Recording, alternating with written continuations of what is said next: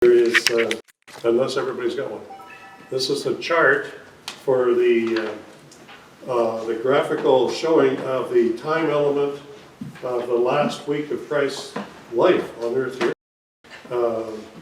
Crucifixion and resurrection of Christ. And then I've got my own little version. There's a bunch at the back. I've got my own version. Just a little bigger. My eyesight isn't as good as it used to be. But I'm going to put that over here just so that I can have it close by. Because the verses I'm going to use are from here. I was going to transfer some things onto laptop, and I thought, no, I'm just going to get in trouble if I do that. I'm going to do this way. Oops. That should hold it in place.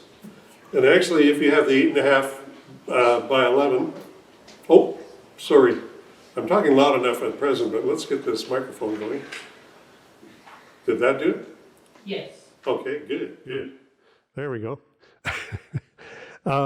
If you have the 8.5 by 11 version of that chart, you can blow it up to 11 by 17. Then you'd have this kind of a deal. So it is possible to take it to a photocopy shop and have it blown up, and then you could read it more easily. So last week I talked about some of this, so I want to be careful not to overlap too much, but I don't want to run too far into the Lord's Supper just yet. We want to touch there, we want to get there, but I've got another week, at least one more sermon. So I should be able to expand that a bit more. But it's interesting what happens on this chart and Bible verses that are on here. The words are just human words. The Bible verses is where we need to go. This is the book, right? This is the one where we go to. So we're going to be looking at certain words and certain phrases that we're wanting to be sure that are there, and have you hunt for them too, to look for them. Look up those verses. There's a multitudes of Bible verses on there. Look them up, and look up special words that are on there, like the next day or the next morning. You know, try to get these days of the week to come together for you. How many days before the Passover day did this start? And it says 6 days. Count them up, then you realize, oh yeah, this is happening here, and then the next day, you know, and work your way through. The chart also shows night first and then day. It seems to confuse us because we got lights everywhere, and the clock runs midnight. Your 24 hours goes midnight to midnight. Whoever invented half a night, then a full daylight, and then half a night? That's weird. Well, if you didn't have that and you were with candles, clocks were not even invented. The grandpa clocks and those kind of things, they weren't even invented yet. Sundials, yeah, they had sundials. And they burned candles at night so that they could change shifts in so many hours. If you had a candle so-and-so diameter, such and such a wick and such a wax, and it would burn so much, so you could have 2 candles, 3 candles, 4 candles for the night, and they would burn a quarter of the way for an hour and a quarter of the way. Because the Bible talks about 24 hours in the day. 12 tribes of Israel, that's easy to figure that you're going to use 12. 12 hours in the daylight, 12 hours in the night, the 24 hours. And no matter where you live, east, west, north, south, between sundown to the next sundown is 24 hours. No modifications. I come from the north. And I know that sun doesn't go down the same time. But if you go from sundown to sundown, it's accurate. It's on there. So there's things there that we could catch from this, and we want to be able to find out when these things were happening, what day it was, how many days between here and here, when did Jesus get captured, what happened during that 24 hours, what happened to the next day, and then we want to come up with 3 days and 3 nights. Jesus gave a prophecy that it was going to be 3 days and 3 nights, like Jonah was 3 days and 3 nights in the whale's belly. He was going to be in the grave 3 days and 3 nights. If that prophecy doesn't come through, you got the wrong Messiah. Whoa. right? It has to work. Jesus was a prophet. He said it. So besides other things, he was the Messiah. He was a Savior, Son of God. But it would sure ruin things if you can't get to 24 hours. And or 72 hours, actually. Some people say the 3 days and 3 nights, you can count a teeny bit off of that day over there and a teeny bit off of this day in here and have this day in between. And you can count that as 72 hours or 3 days and 3 nights. That's not logical. That doesn't make sense. We need to see the 3 days and 3 nights. And the things that happened during those days and why those days were important and when the count starts. Of course, the 3 days and 3 nights would count when he was pushed into the grave, right? When the stone was rolled over the mouth of the cave, that was his grave. That time. And if you remember the scripture, I might as well fill it in right now, just a little bit here. They had to hurry to get him in the grave before the sun went down. Because when the sun went down, that was the high Sabbath. That was the high Sabbath. They had to hurry to get him in the ground. So you can count from when he died on the cross to when he rose from the grave. And it's almost the same as when they hurried to get him into the ground before the sun went down to when he rose from the grave, 72 hours later. Some say he rose in the morning on some day down here. They like to write songs about that. But then, are you saying that he was put in the tomb in the morning?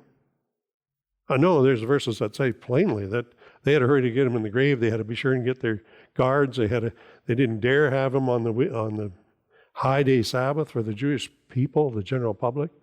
They had to hurry. So he came from the ground when the sun went down. And the next day begins when the sun goes down. It begins with night first, and then the daylight part.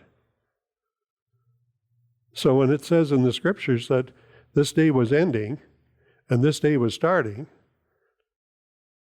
we know exactly where that is. That's in the afternoon.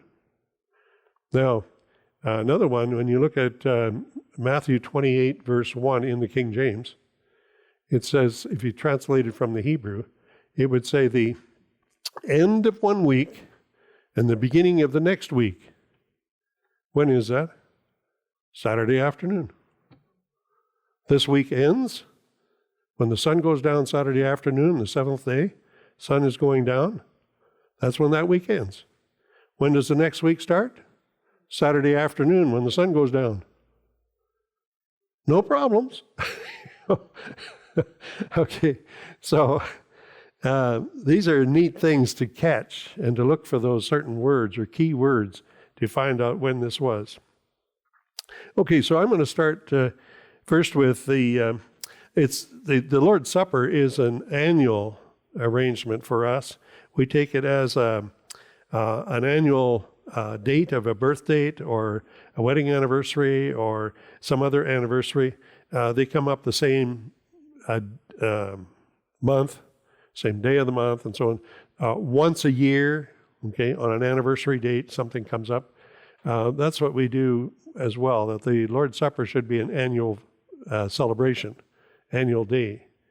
Now, I know we say, yes, so if you take it at a different time or, we'll be charitable to say that you did the Lord's Supper. But that's, we want to be sure that we're right about that it's once a year that really represented that date.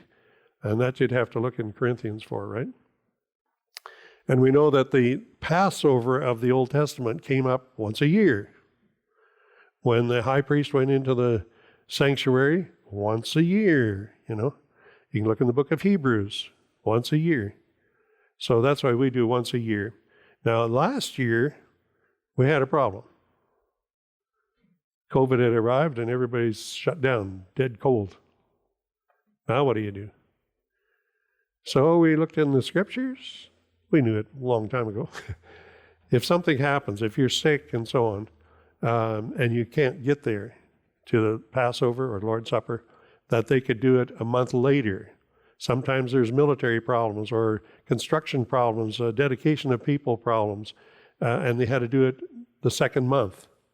So last year we did it the second month rather than the first month of the year. How do you know what is the first month of the year? You know, God gave that job to the Jewish people.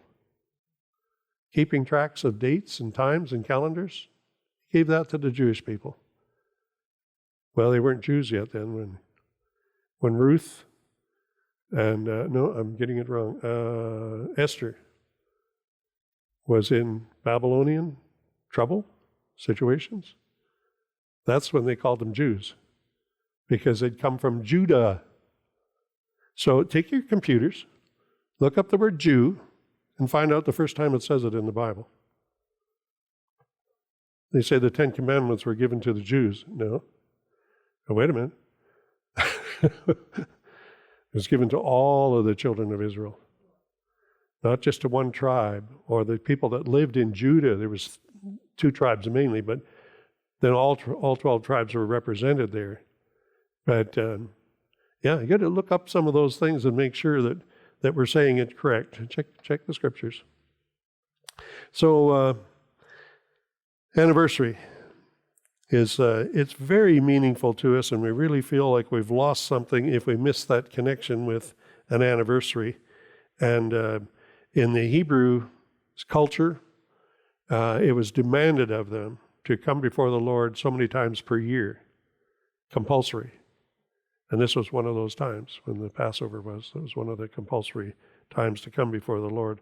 So there's even explanations of what you could do if you couldn't get there.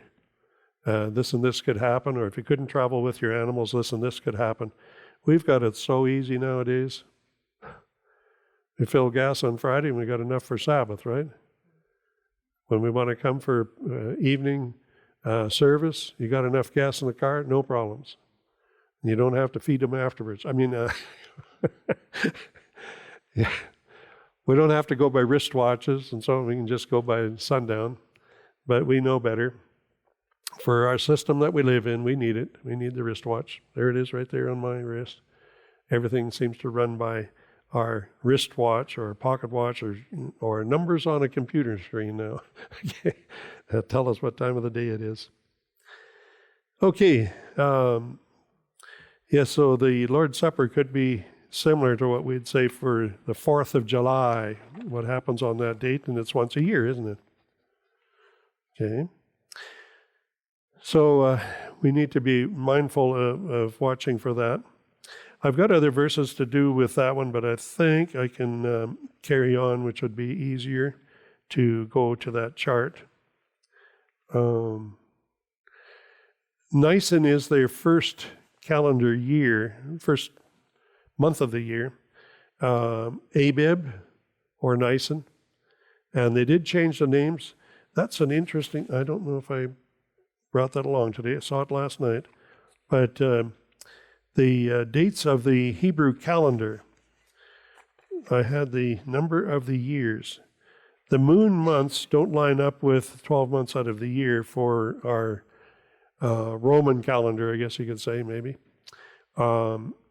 Somebody tried to divide the monthly 365 days in 12 pieces, and it wasn't working. So they made some 30 days and some 31 days and 128 days, and then that doesn't really work. You're out a quarter of a year, so every 4 years you throw in a leap year, and things get difficult. Well, the Hebrew calendar was somewhat like that. I think it's 9 times a year that they had to add into the calendar. So to get it all come out right, so your harvest time would not be moving away on you by the number of the month that you're in. So they had to add a month in.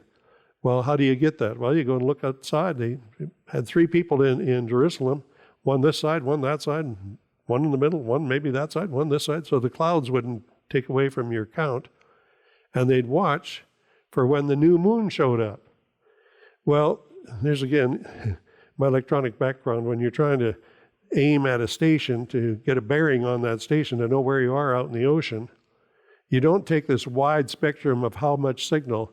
You actually measure this side of it, where's 0. It gives you a cardio effect. And you look for that cardio because it's narrow. What about the moon now?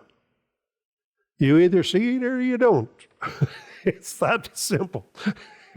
It's either light there or no light there, because the moon comes around towards the sun. Well, the moon is like, if I'm looking at this and the sunlight out that window, and the moon is here, God set these up so perfect, we never see the other side of the moon.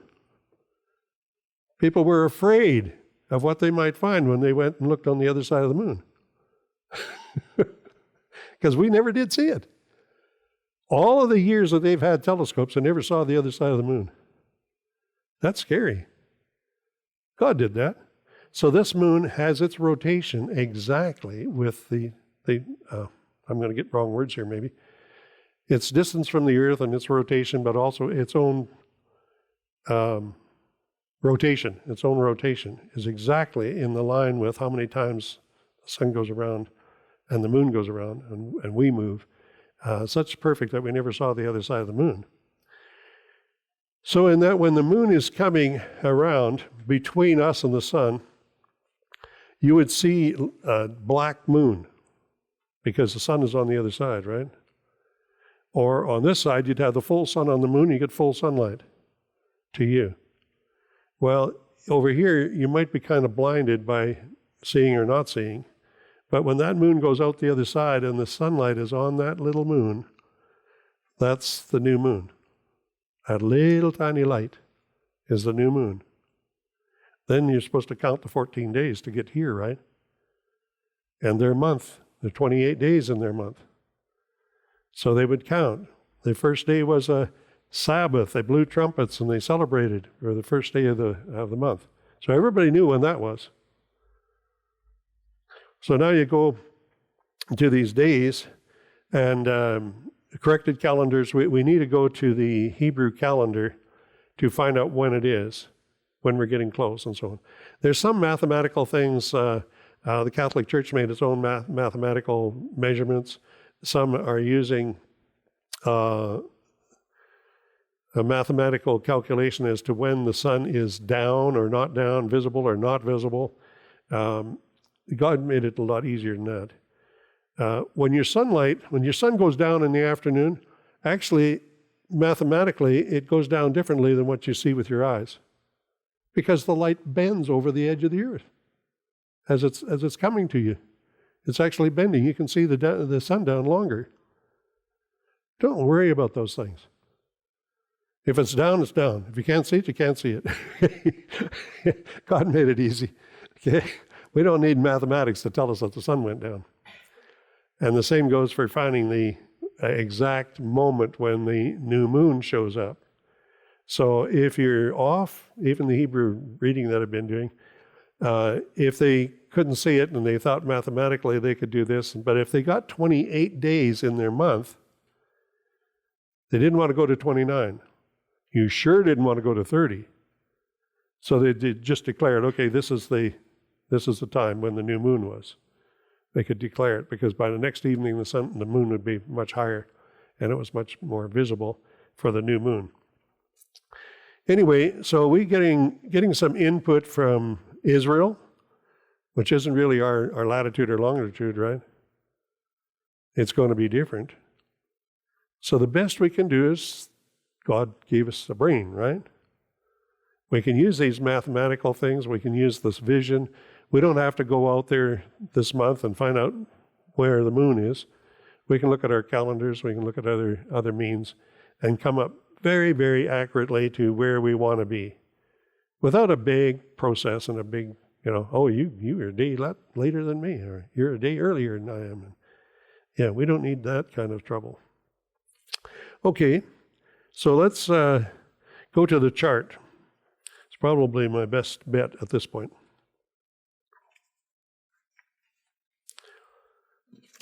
But also, I want to get 1 Corinthians. Maybe I'll do that one first, since I have it on here. 1 Corinthians chapter 11.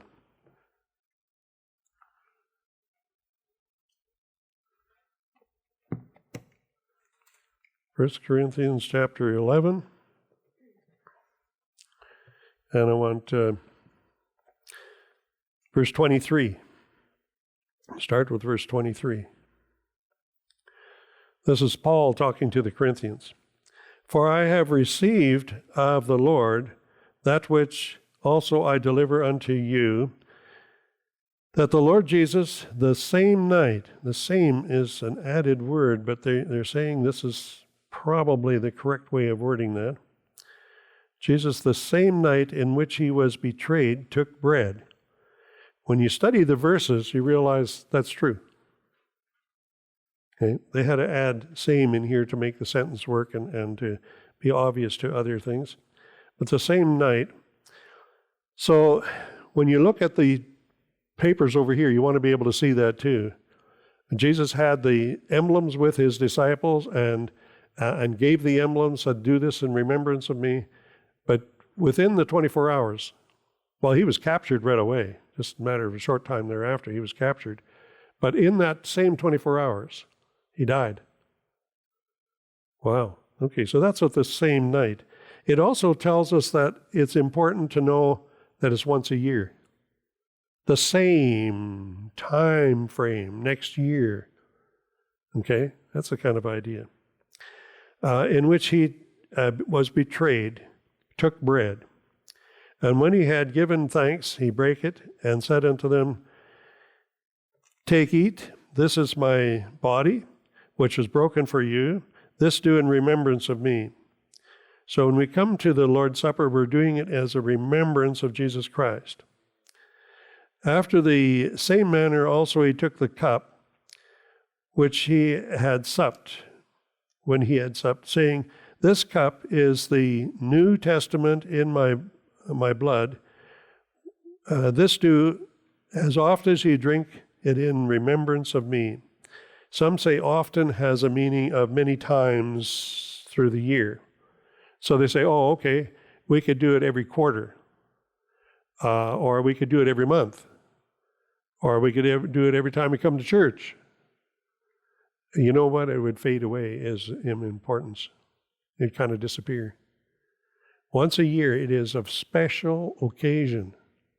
You think more seriously about it when you come to do it once a year. So often here might mean when you do it. You know, I've been 60 times now at the Lord's Supper. When I do it, okay, in my lifetime. It could be that kind. But we don't want to put on the pressure here. The most important thing here is that the bread, what kind of bread? Well, it was the first day of unleavened bread, or the first day of unleavened bread was right there at the doorstep. They had to do unleavened bread for the Passover. So we know this is unleavened bread. So that's a check mark. We make sure we have unleavened bread. We bought some of the Hebrew wafers.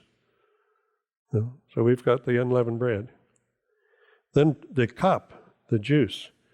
Well, they could make wine in those days.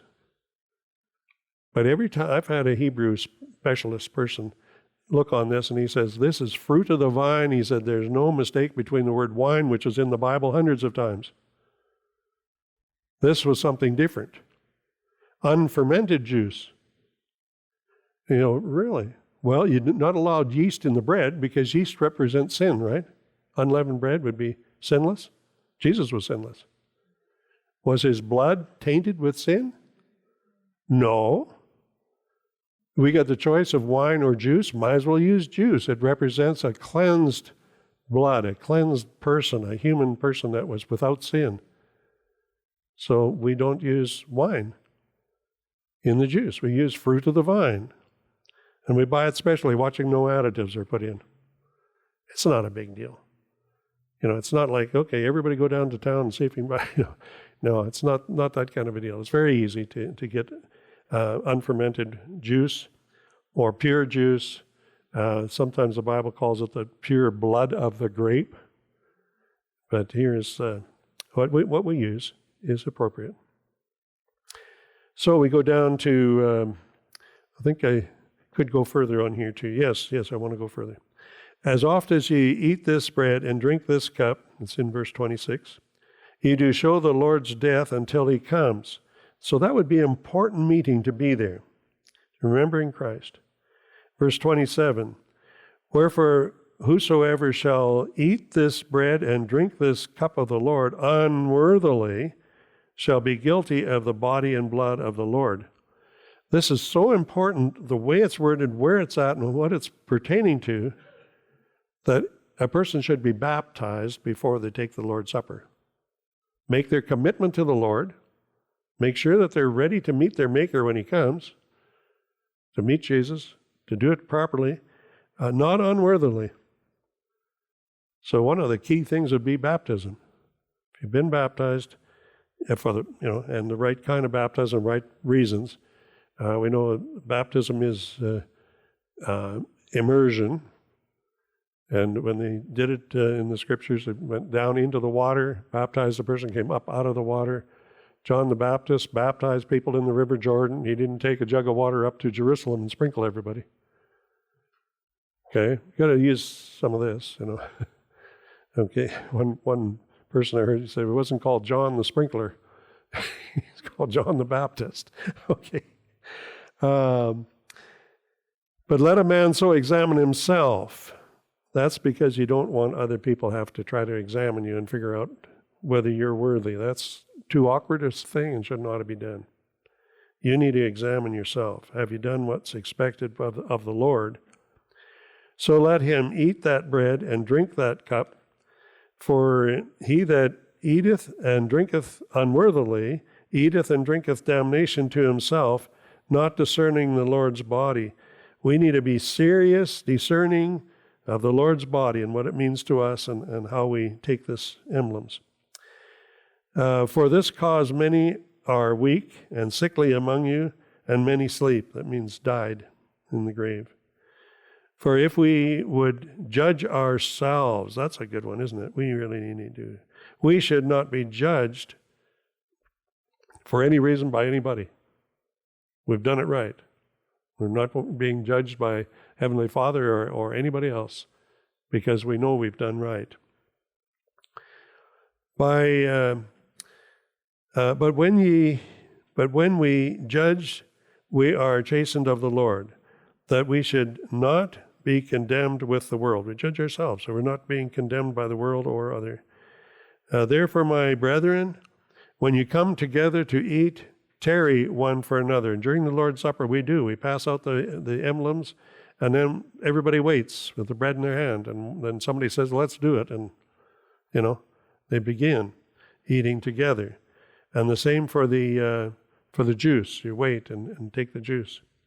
In fact, what I like to do too, these are logics, but not written in the scriptures.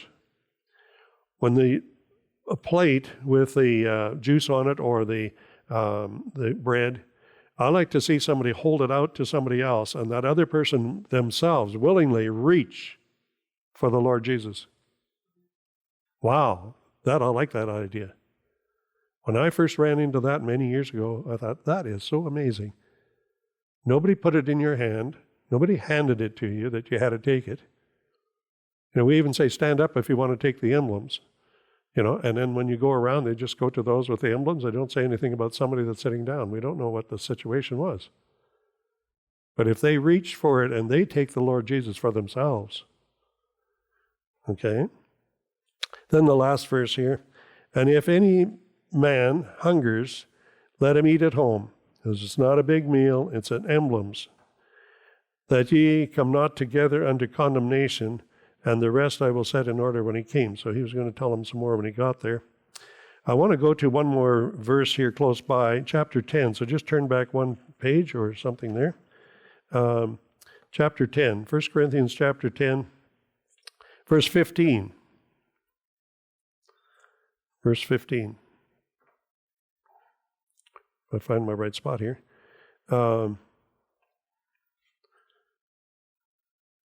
Okay.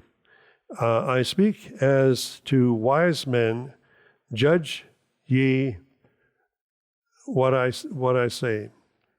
The cup of blessing which we bless, is it not the communion of the blood of Christ? And the bread which we break, is it not the communion of the body of Christ? It is what he's saying in both of those cases. We need to think about it, be serious about it.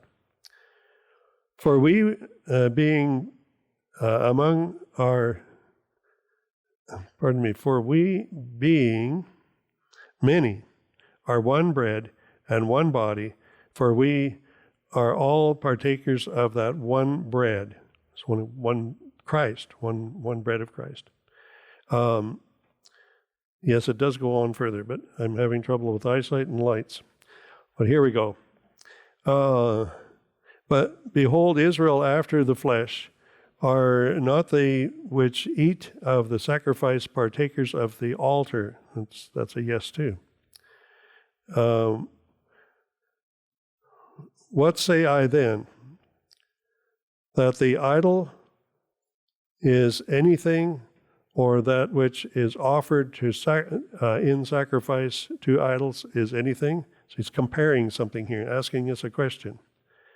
But I say that the things which the Gentiles sacrifice, they sacrifice to devils.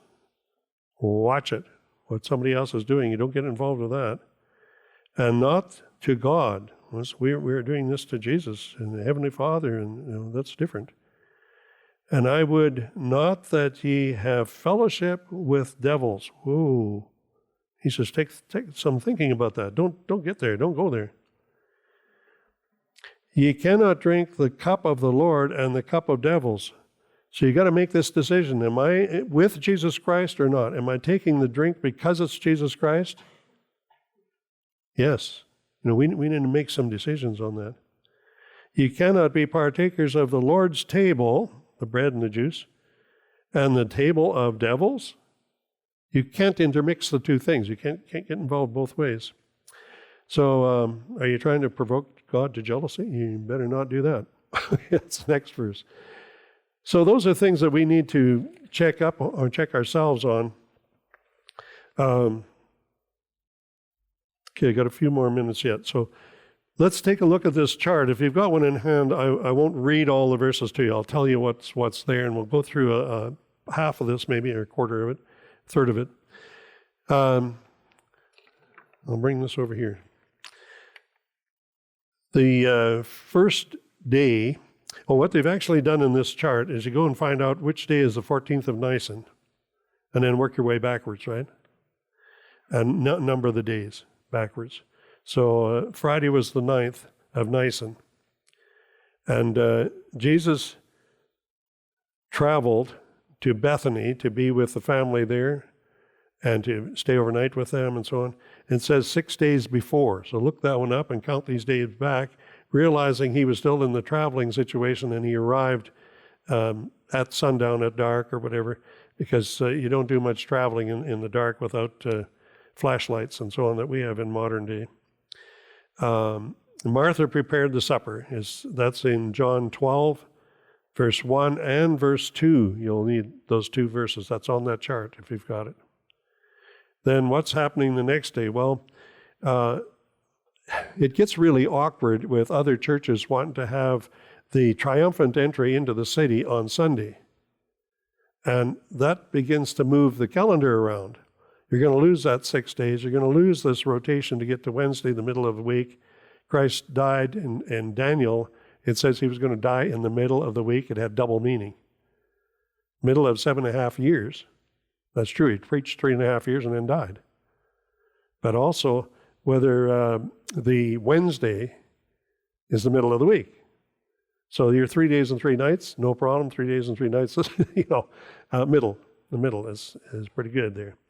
So the triumphant entry would be on Sabbath, which would make sense to have a special celebration on the Sabbath. Triumphant entry into the city, and that's John 12 through 15.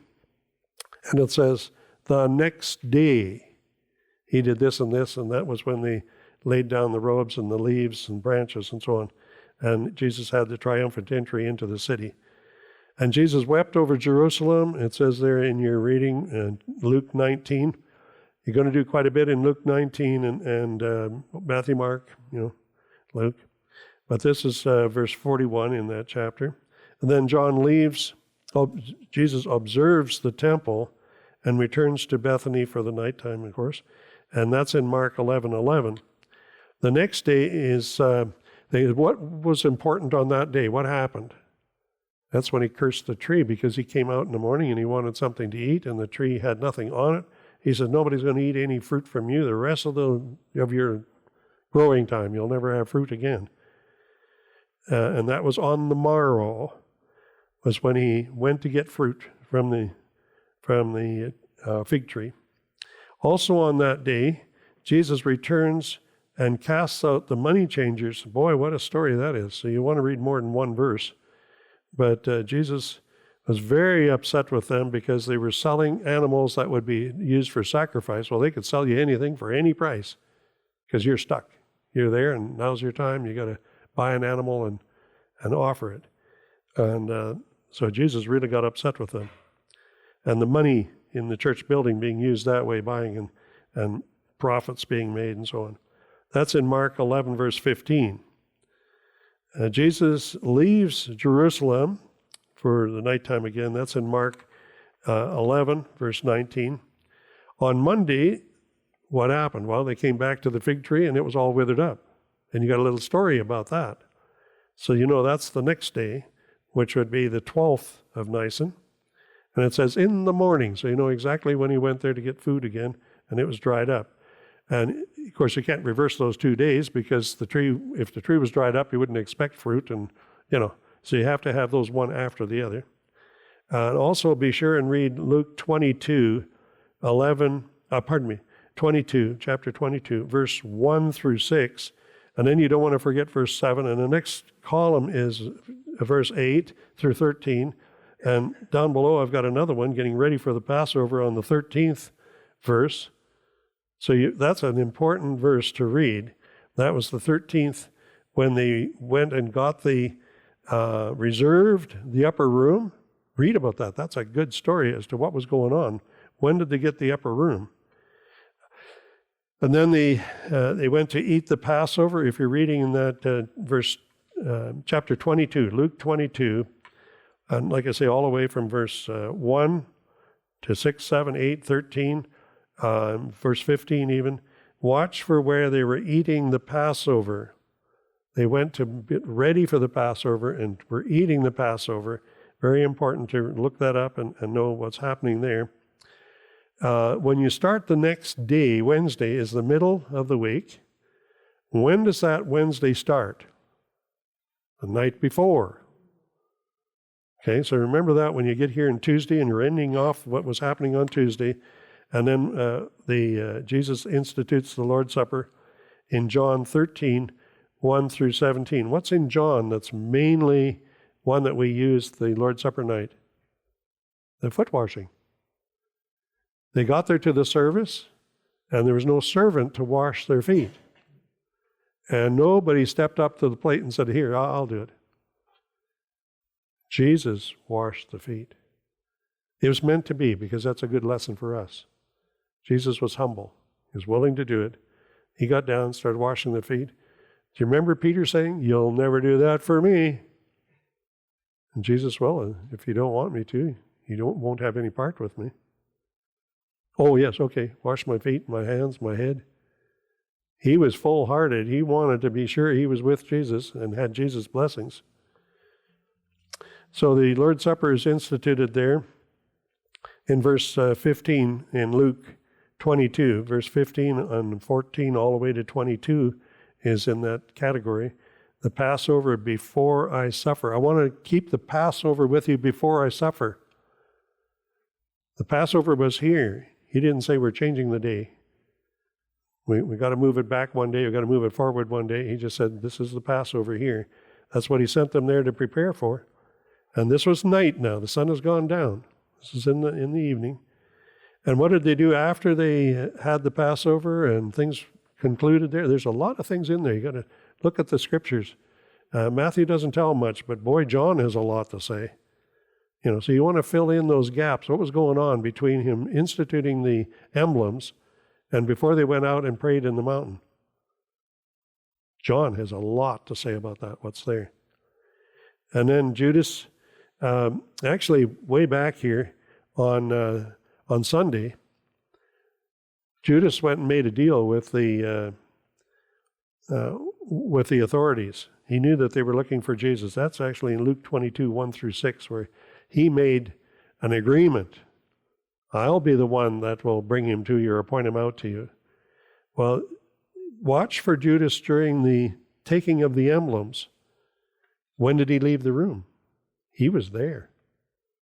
Isn't that disgusting when you think of it? He was there, and Jesus gave him the bit of bread, and he said, whatever you got to do, you go.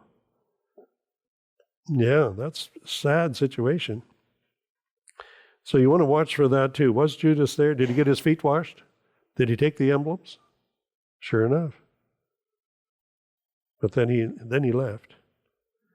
And of course, in that night, then there's the trials and the crucifixion of Jesus in the daytime.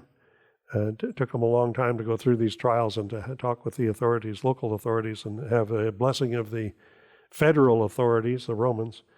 And then there was 3 hours of darkness before Jesus died and was placed in the tomb in Luke 23, verse 50 and 53.